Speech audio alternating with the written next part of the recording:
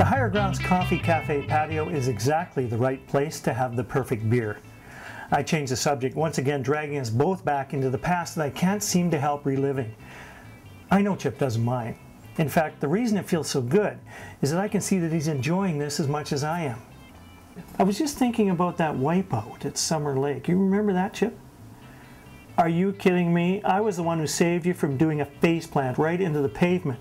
Chip is shaking his head. If it wasn't for me, my friend, you'd be even uglier than you are now.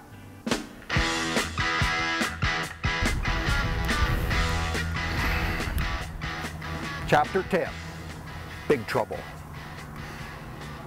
Marty almost killed both of us. Chip was there too, of course, and a carload of buddies right behind.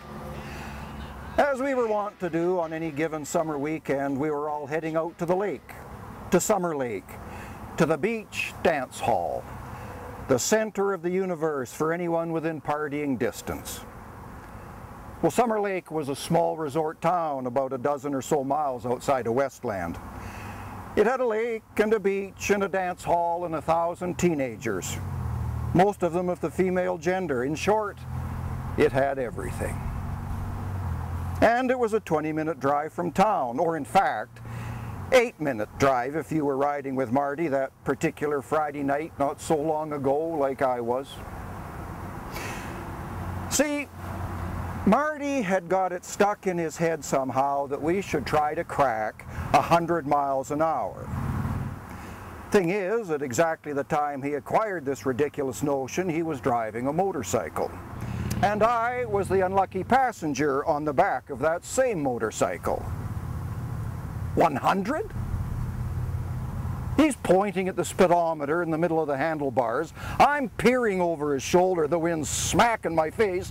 The speedometer reads 60 miles an hour, the speed limit. "Let's crack 100!" he screams.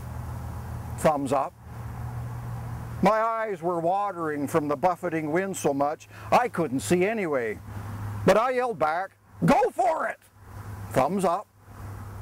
I guess I was riddled with just as many bad judgment teenager hormones as he was.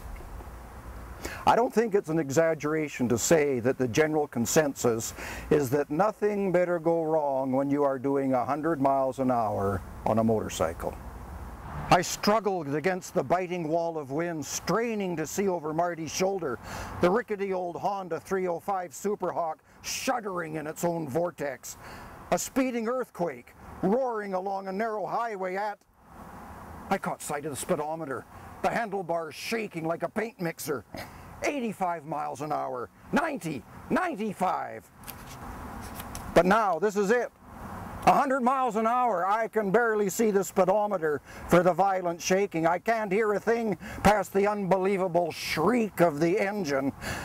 But Marty is living up to his reputation as a motorcycle magician, holding on to this rocket sled, keeping it straight as an arrow, not a zig or a zag, or even a wobble for that matter, which is a good thing when you're going 100 miles an hour with two people on two wheels. Marty and me are in the ferocious throes of breaking the sound barrier on Marty's old Honda. We are roaring along, practically lifting off, practically airborne, closing rapidly on the city limits of Summer Lake looming up ahead. We are at the very limit of speed and control, shuddering, shaking, roaring down that narrow pavement, hanging by a thread. And that's when it happened. Boom! It sounded like a gunshot an inch from my helmet, but an instant later I was wishing it was a gunshot, because suddenly the bike lurched 3 feet to the left and then back 5 feet to the right, and the back end started flailing around like a bucking bronco at a rodeo. And I knew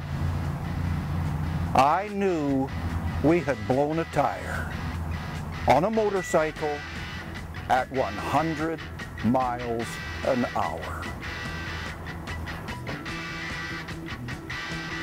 Chapter 10, Big Trouble.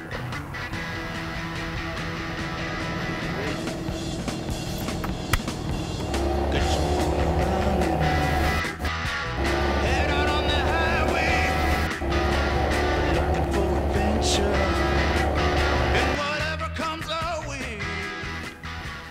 So that concludes the chapter readings. I hope you enjoyed them. I want to thank again my friends John Treleaven, Richard Mean, and Blaine Newton for doing such a wonderful job and helping me out of the kindness of their hearts. I believe that life is made up of all the stories that we ourselves create, that we live each in our own way. And it's my hope that some of my stories might connect with some of your stories, and that you'll find some enjoyment and some meaning with some of the things that you find in this book, Finding Time.